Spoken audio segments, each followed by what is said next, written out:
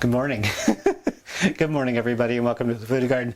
I've been tickling this little plant's flowers for the last few days, and it makes me happy. I don't know why. I like to tickle flowers. This is a tomato plant. I'll be showing this later on in the episode. There's something going on with this. Actually, everything that you're seeing here comes into play in the episode. I have so much, and I'm not just saying that. I do. I have so much to get through today. I'm just going to be plowing right through this because I don't want to have this episode be a long, drawn-out one. I want it to be short, to the point, full of information, and so I'm going to get started right away, okay? Right away.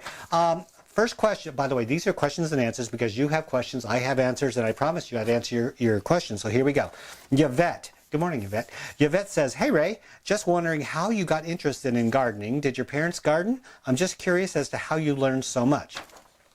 Well, the answer to that is kind of complex, Yvette, but I'm going to put it as tightly as I can, okay? Nobody taught me how to garden. Nobody in my family gardened. There was no gardening when I was a kid. It was something that just wasn't part of our family structure. And it also wasn't taught in school. So there was really no way for me to get into this stuff. And of course, if you were a guy and you gardened, you kind of got made fun of. So this was something you kind of kept in the closet. And I have a lot of experiences starting from when I was a little garden gnome, and I mean little too. And it was something, my connection with plants was always meant to be. You know, it's something that you just know in your heart, in your soul, that you were destined. It's so hard to put into words. You were destined to have connection with something. You know what I mean? Some people, they have children and they just know that that's their destiny, is to raise children. Some people rescue animals. Some people get into politics. Some people try and save the world. We all have our callings. Well, a lot of us do. And my calling was this. For some reason, I found a connection to plants. Unfortunately, I didn't have knowledge because nobody taught me. No mentor, no teacher, no nothing to help me along my way. So I did have a really, really rough path getting to where I am today. And for all of my skills and what I do here, it's not really so much a matter of what I know. It's a matter of what I don't know. And that's really kind of strange. And it may sound counterintuitive to helping you garden. For instance, I'm going to give you a real quick for instance. This is an arrowhead. It's beautiful, isn't it? I must say, it's a really beautiful plant. Got it when it was a little baby. And I grew it. And the reason that I got this is because I've had a love affair with this type of plant for decades. I always loved this plant, and it was one that I always saw in stores. And when I was in my early 20s, I bought one. And I 99 cents, a little teeny tiny plant with just a few leaves in a little 2-inch pot, really small. And I grew it, killed it. Bought another one, grew it, killed it. I killed more of these things than most people have ever seen in their life. And throughout the years, I learned what I was doing wrong. So it's not so much I learned what to do, I learned what not to do. So my repertoire of what I know is right here. My repertoire of what I don't know is right here. So when I go about doing plants, I learn by growing, learn by going, and so I know I screw things up. And then once I screw things up so many times, I'm out of ideas on how to screw up. So things start happening good. Banana tree, this, tomatoes, peppers, all of this has been the exact same way for me. And that's how I learn. And so I try to teach people from my mistakes. So when people think of me as a teacher, it's not so much that I know so much more than you and I'm trying to impart this on you. What I'm doing is I tell you I'm your crash test dummy, and I mean that. I have messed up so many things that I have all these bumps and bruises that I try to help you avoid when you're growing your plants. Now, to sum up that question, Yvette and everybody else, there's something that I have that I'm working on, and I haven't mentioned it yet. And I'm really, really excited about this, and I think I might just give you a hint of what's to come. Something's been inside of me for many years now, and I didn't quite understand what it was. I wanted to get the information out. YouTube was fine. Facebook was fine. But some people would ask questions about my personal life, and, you know, Ray, there's got to be more to you than gardening and stuff. Well, there is. And what happened recently, and just a couple months ago, something changed inside of me, and I sat down at the computer and I started typing. And I did a lot of false starts, but I kept typing. And then something happened, something opened up inside of me, and the floodgates opened up, and I'm writing a book. Yes, I am, and I'm good. I'm pretty far along in it too. It's not just a book on how to grow things. It's not an ebook. It's not a little demo pamphlet. This is a regular book, okay? Cover to cover, 100 to 200 to 300 pages. It depends on when I shut up, and it's really kind of neat because it's me. It comes out of me and it's put onto the pages. It's not a bunch of made-up stories. It's not a bunch of theories or anything. This is going to be my life story from itty bitty garden gnome and all the strange things that I experienced as I grew up and where it took me on my path that actually ended me up here. So it's my life path put into words. And folks that want to know a little bit more about me, you're going to love this. The stories I tell, people really do like this. On the Voodoo Garden and the Praxis channel, people that come for instant information generally aren't too pleased with me because I'm not that kind of a person. I'm the kind of a person you sit down with and we chat. And that's what this book is. This is me sitting down having a talk with you in printed format. And there are stories that I've never even thought of mentioning before because I wasn't sure if it would go over well. Everything in that book is something that I haven't gone over in my program. So it's brand new, brand spanking new. It's going to be wonderful, and it's going to answer your question as to how I got started in gardening, why I am the way that I am, and when you're done reading this book, you're gonna know that, oh, that's why Ray is the way he is. And everything will make so much more sense to you. I'm hoping to have the book done this year. Later on in the season, I'll make it available. And I hope everybody's going to enjoy it because it really is a labor of love. I really do enjoy doing it. Anyway, that will be coming out. I hope you guys are going to enjoy that. Let's go on to the next one. Coltranem.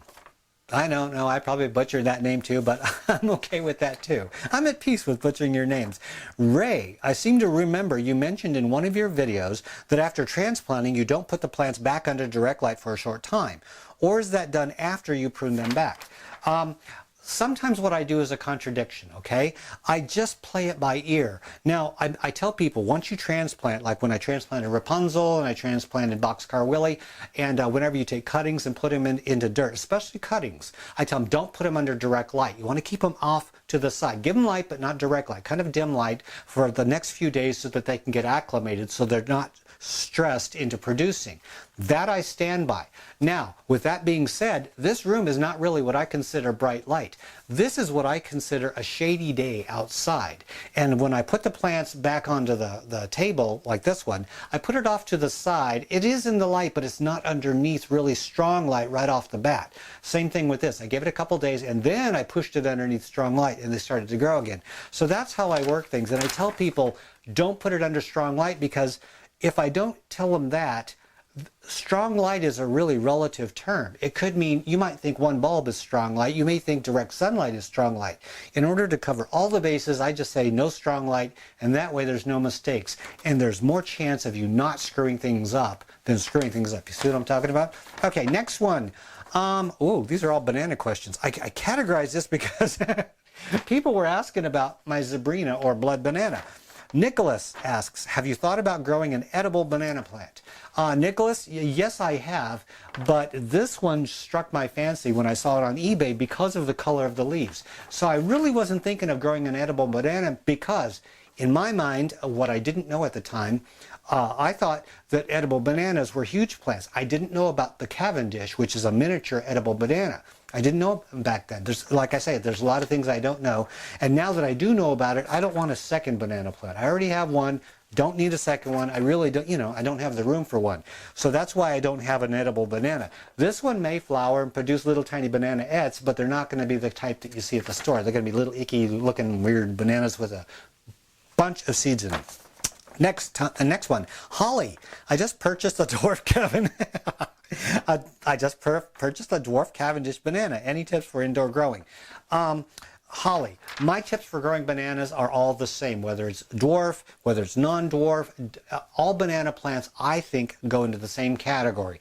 You want to give them bright light. You want to give them room to grow. You want to give them loose, rich soil. They're going to appreciate that. And that's what I got on this. I got loose, rich soil. That way it's going to feed the plant. It's going to give the plant an opportunity to put down roots. And boy, will they put down roots too.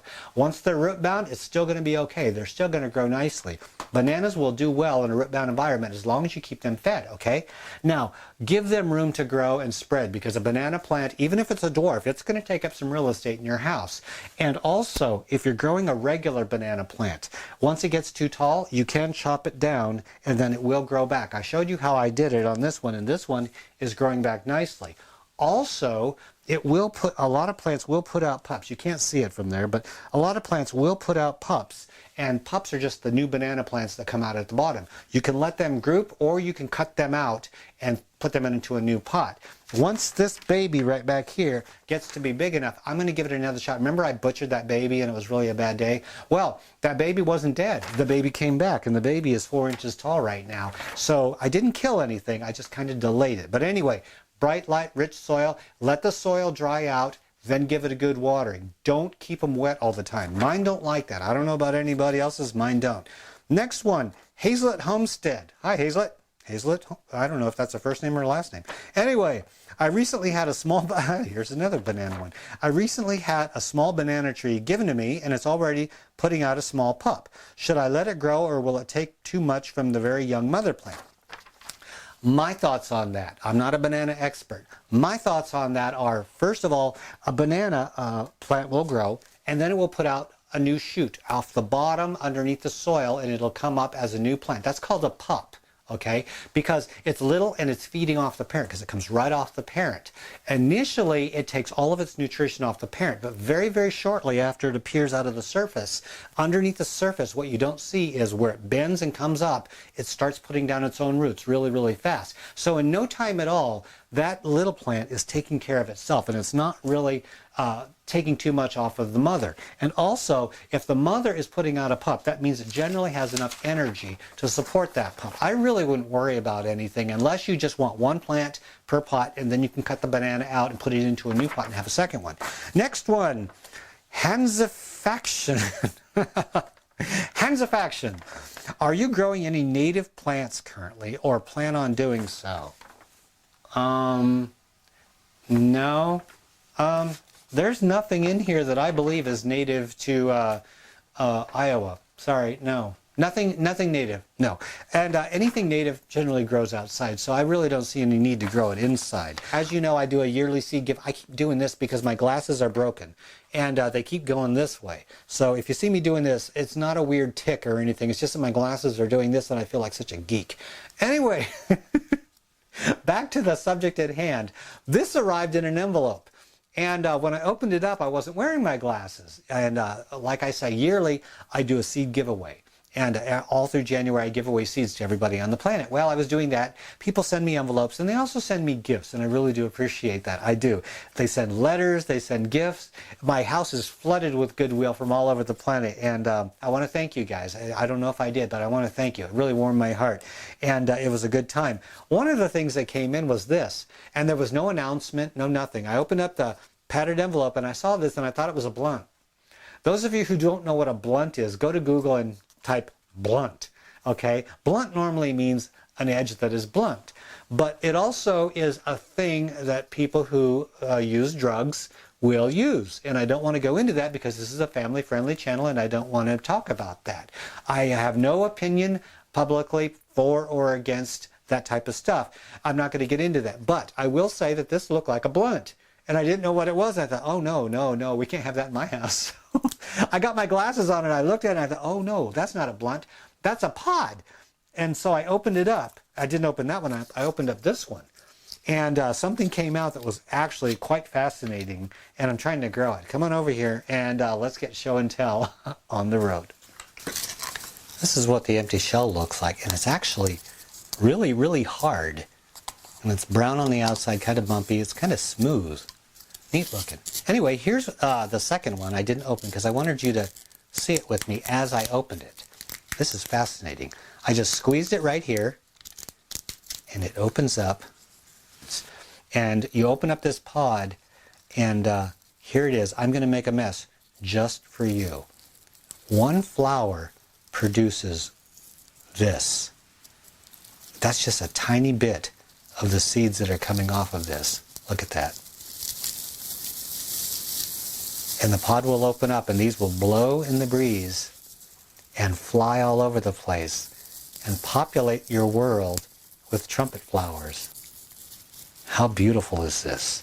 This is something else. Now what I'm going to do with this is I tried to grow these. I tried to sprout them, and I haven't been able to get them to sprout. So I don't know what's going on. I think they may need to be stratified, which means they need to go into the refrigerator for a certain period of time, probably a couple months in a Ziploc baggie to simulate winter, and then they'll sprout. I tried that with some seeds recently, and they did sprout. I have what's called a catalpa tree. And a catalpa pod is a long pod that almost looks like a vanilla bean. It's about 2 feet long, and it hangs off these trees. And you can also Google that as well. Catalpa tree. It has big leaves, beautiful fragrant flowers, and these caterpillars are attracted to it, and people use those caterpillars for fishing. Well, I have no intention of using them for fishing, but I liked the flowers because you drive by one of these trees, it's fragrant, it's beautiful, and it grows locally. It will grow in my zone, and you wait right there, okay? Don't go nowhere. I have something to show you. This is show and tell. This is a catalpa seedling. Yes, I took the seeds, and there were a lot of them. When the pot opens up, these seeds, these lighter than air seeds, will fall down. They look similar to this, only really, really long. And they will float in the breeze. I tried to germinate them. It didn't work. I tried some more. It didn't work. I got the idea. Maybe they need to be stratified. So I put the seeds in a Ziploc, put them in my refrigerator, and then after a couple months, I have 2 of these. One here, and then I got one on the counter behind you, and they germinated. I'm going to grow these for a year in the voodoo garden because they're going to need to get a little bit older, and then I'm going to transplant them outside, and I'm going to have a catalpa tree growing outside. This is kind of fun for me because I don't grow many trees, and this is one of the few that I'm actually growing, and it's going to work. I hope it's going to work. Keep your fingers crossed. But anyway, this is the pod, and this is the trumpet vine, and I love hummingbirds. Mike the dishwasher, that's his favorite thing in the world is hummingbirds, and he asked me if I would grow something that would attract them, and this is custom made for that. So whoever sent me these trumpet vine seeds, thank you very much. It's something that I hope is going to grow and spread all over my property and bring in some hummingbirds. What the heck. I got show and tell going. Let's go on down here and take a look at this. Remember the great butchering I did in the last episode of the coleus? Well, the coleus, I wanted to show you. You remember how bad that looked? It looked like something that you would have wanted to throw away after I finished with it. Look at this. It's got new growth coming out of these stalks. There's where the cut mark was. A lot of new growth. It didn't take long at all. And this is what I'm telling you. When you have a plant that's out of control and you want to get it to bush out or strengthen up, cutting it back sharply will help. And that's what I did with this because it was getting a bit tall, and I just wanted to demonstrate for you. What's going to happen, let me get down here and I show you this. The stem right here, this is going to strengthen up, and look at the one behind it. This is one heck of a stem back here. It's actually thicker than my finger. And every time I prune this plant, these stems get thicker and stronger, and the plant gets healthier.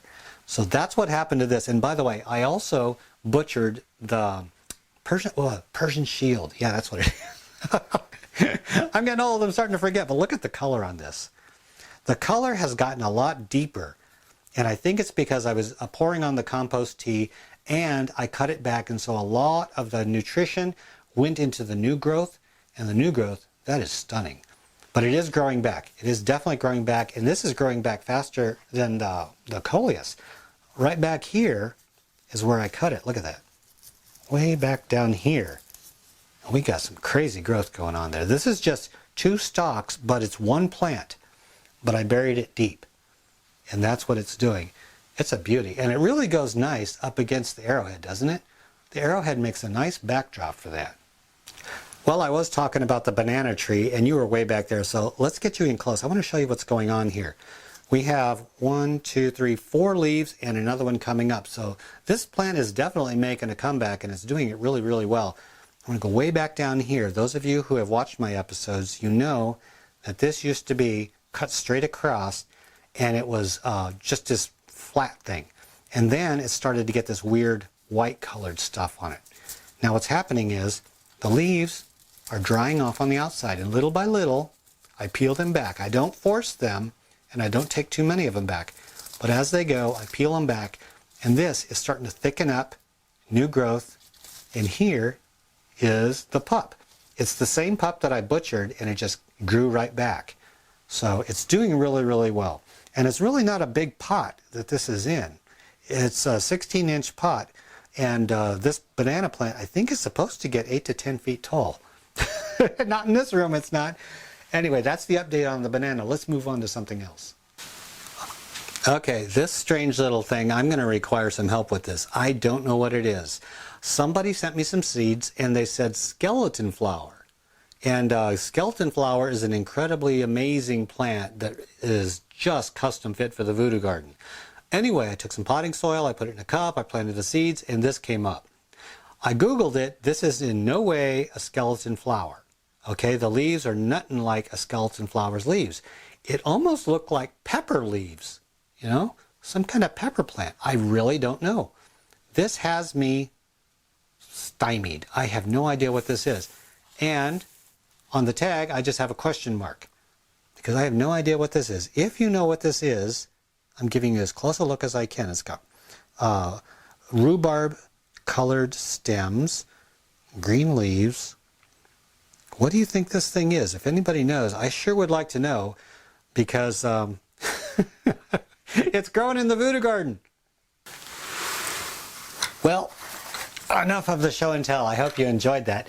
Now for the finale, I want to get to the demo, because a lot of you are following along on the peppers. I'm going to bring those down, and the tomatoes, because I started them early here in the voodoo garden in order to give them a good start before I take them outside and grow them in the garden.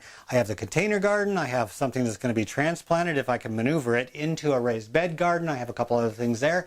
Let's get to that, and then we'll finish up the show, because there is some important stuff I want to show you on the pepper that'll help you with yours. And I want to show you how to take the next step in container gardening, and also the next step in pruning your tomato plants back to get them stronger for transplanting outside. Come on over here. Grab a stool or a bucket or something over there, and let's get started really quick. Remember last episode, Rapunzel was just getting transplanted into a bucket and she was barely above the dirt. Well, she's way above the dirt now. As a matter of fact, she's about 2 to 3 inches above the top of the bucket now, and it's time to go on to the next step. I have to go on to the next step. Otherwise, she's going to start falling over and vining out. I'm going to reach the scissors in here, and I'm going to snip off all of her side branches all the way up to the top. Now, you saw my pruning methods are very drastic, but you've also seen the results, which can sometimes be quite amazing. And like I told you before, I wouldn't do this if I didn't have confidence in it, and I'm betting on my methods with my own plants, because these aren't just demos that I'm going to throw away. These are my plants that I'm depending on for food this year. Now, I have all of the stems removed almost to the top, and I think that's going to be good enough. Now what I'm going to do is gently place in soil and bury this stem. The stem is a decent size. It's about as big around as a pencil down here, and that is going to be perfect for putting down more roots as I put soil up. Okay, hold on a second. Let me grab the dirt and let's get going. Now, just like when we initially put it in here, do it gently. Don't go beating her up, or him up if you got Boxcar Willie. Don't go beating them up with the soil. Take it nice and slow. This is a process as far as I'm concerned. Gardening is a process for me. I get the enjoyment from the doing. Yeah, it is nice to get tomatoes and peppers and stuff, but the reason I garden isn't as much for the food, because the food is cheap. It's for the enjoyment, the therapy, the rewards of the process, the journey, the path that I walk. And this is the stuff that keeps me sane. And one of the things that you're going to find in my book, if you do read the book, is that this type of stuff, as benign as it seems, actually saved my life. It did. I know that sounds really dramatic, but it's absolutely true, and you'll find that out exactly how it did. And that's why I have such a high reverence for growing things because they do for me far more than what I do for them. I get way more out of this than I put into it. And that's one of those things people say, you don't get something for nothing. Well, you can get something better than what you put into it. And that's what gardening is for me. There we go. And you know what's really weird? I just ran out of potting soil. I gotta go back to the store. Thank goodness I had just enough for this demo. I wasn't thinking in advance. Well, now I'm gonna tap it just a little bit. And remember, I said don't push it down. Now what I'm gonna do is grab the water. Now by water, I mean compost tea. This is that powder stuff I put into a 5-gallon bucket of water. I stir it every day, and you can see the darkness of it. It's beautiful stuff. I just dunk my watering can in there. I get this. And by the way, this is absolutely all these plants have to eat and drink. That's all I use. Give it a good watering, starting at the center to make sure the stem gets moist. And it goes all the way down because that's where we want the roots to come out. And then I'm going to work my way out. This much soil going in here is going to take a little bit of water. It's probably going to take about 1.5 of my watering cans. And that should be enough for now. Like I said, if you want to put holes at the bottom just to make sure, or on the sides right towards the bottom, that way you don't overwater it. I don't have any holes in here yet, so I have to be a little bit careful. And there we go. That is enough water. I can't guarantee it's enough water, but I can tell just by looking at it and feeling the weight that this feels well watered all the way down to the bottom. Now I'm going to put it underneath because I didn't just transplant this. It doesn't have to go off to the side because it has its roots already going. I'm going to put this back underneath the bright light, and I'm assuming within a couple days it's going to show a growth spurt. And by the way, on the next episode in 2 weeks, I'll definitely give you an update shot of this, okay? There is Rapunzel. This little cutie is a young boxcar willy. I think it was in the last episode. I think it was the last episode. Now, if I'm wrong, go ahead, feel free to correct me. I'm used to it. I had this pruned back, okay? Now, this is the cut mark right here, and you can see that it has a new stem growing out here. Now, the stem, by the way, the main trunk is looking good. This is what's called a sucker. It's just a whole new plant growing out of the side. I have one there, and I was counting on 4. This one is stunted. Now this is going to happen every now and then. You don't get equality in everything that you're growing. It was supposed to have one here, one in the front, one in the back. That was my plan. Now plans do go wrong sometimes. This one for some reason decided it doesn't want to grow at this time. It will probably grow later, but for right now it's not growing. These 2 at the top, they are doing really, really good. These are 2 suckers right here. Now what I'm going to need to do is start taking off some of the lower leaves. And by the way, you can see that this is starting to flower. It may look pretty, but you know what? It is an incredible draw on the plant's resources. So I'm going to just snip these things off. There they go. I can't have this thing flowering. Now, if you see any kind of leaves that have any kind of like white dots or any kind of look like this could be a fungus thing. And you want to snip them off and get them out of the room as quickly as possible. That could be a fungus, and that could adversely affect your plants. It's not a game ender. You don't have to go dousing them with all kinds of weird chemicals or anything like that. Usually when I see something that's wrong with my plants, I don't sweat it. 1 leaf, 2 leaves, 3 leaves, it doesn't matter to me. If it starts to really take over the plant, that's when I start taking action. But right now, I don't see any kind of need. Now let me take this camera and tilt it up, because I want to show you higher up on the plant. Okay, there we are. Nice and close. This is kind of tall right now. What's going to happen is these are going to start going like this. I really don't think I want these to start growing really that tall right now. So what I'm going to do is I'm going to prune these back as well. What's going to happen is wherever I cut this, behind it, this stem is going to get stronger. The main stem way down here at the bottom, that's going to get even thicker and stronger still. It's a chain reaction. And you can also root these pieces that you take out. I don't need to root these because I don't need that many tomato plants. I'm going to take it about maybe from the base where it starts here to the very tip, halfway. And there we go. I'm going to take the other one, halfway. And there you go. That is the next step in pruning boxcar willow. What that's going to do is it's going to slow this one down. It's going to slow this one down. A lot of the energy is now going to start going into this one right here, this shorter one, and quite possibly the stunted one right down there.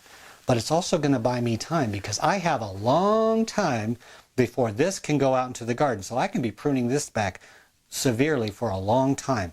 No worries whatsoever. Once it goes out in the garden, that's another issue. I probably won't prune it at all. But for right now, that's all we have to do with boxcar willow. This is a poblano. It's a mess, isn't it? This is the one that had the pepper leaf edema. Now I'm giving a really unnecessarily close-up shot because I want to show you this. I pruned these back, my pepper plants, and you can see right in the center, if I open this up, right here, we have the pruning mark. Now, somebody posted a question and asked if they could remove these old lower leaves once they prune it and it starts growing. Absolutely. I do that a lot. And what that does is it opens up the base of it so that it's not clustered down here. You want to keep the air flowing down here to keep fungus from getting on your leaves. So as it grows, I take off a lot of the leaves from the lower part of the plant. This is not going to hurt it one single bit. And I've done this to another plant. I'll show, oops, sorry about that. Sorry. I smack you right in the face. Domestic violence gardening with Ray. Okay, let's see. That cleans up that a little bit. Let me take out another one, and this is going to enable you to see inside a little bit easier. Now don't worry, you can remove a lot more leaves than you might think. And what this does is it frees up the plant from having to support that and pushing the energy towards the top. Now you can see a lot clearer now, see? See how that's forking up here? That is absolutely beautiful. And what it's also doing a little bit higher is it's forking again. That's exactly what we want to happen with this plant. And when it gets too tall, I'm going to pinch it off and prune it back some more. And also, if you notice, little tiny buds, it wants to bud out. Pinch those things off. It looks nice and you might want to see little flowers and peppers. No. Every time I pinch these off, for a little while it starts growing really well, and then it'll try and put out flowers again. So I pinch them off, it grows really well, and it does it again. That is a process. It's kind of like a spoiled kid that doesn't want to behave itself. It's just a kid. It's got to be taught. Now let me show you a finished product. This is the Tam jalapeno, which is a mild jalapeno. This shows you a lot easier. Main stem, I pruned it off. Look. It's got these beautiful, graceful looking stems that are also going to get thicker. You see how thick this is and thin this is? Once I prune these in the future, these will turn into this, and this will get even twice as thick. The pepper that I had growing in the garden, I think it was the elephant ear and the giant monster. Those stems were so incredibly fat. It was beyond explanation. You just had to see it. And in last year's episode, you can actually see these plants. This is what I'm going for. This is the effect I'm getting. And then up here, you can see that they're starting to fork. 1, 1, 1, 1. It's exponential. 1, 2, then 4, then 8, then 16. And eventually you have this giant that is growing really beautiful. Now what I do is I take out the center. I force it to grow outwards because eventually once you take it outside and you transplant it, you're not going to be trimming it anymore. So it'll start putting out branches to come into the center, but we don't want it to do that right now. Otherwise it clusters everything into the center. We want it to go out and spread these out. That's going to be the main strong branches, and that will hold all these littler ones that start going towards the center later on. Do you see what I'm saying? So let's keep this clean on the inside and keep growing to the outside. It's harder to get it to grow to the outside than it is to get it to grow on the inside. This is what we want it to look like.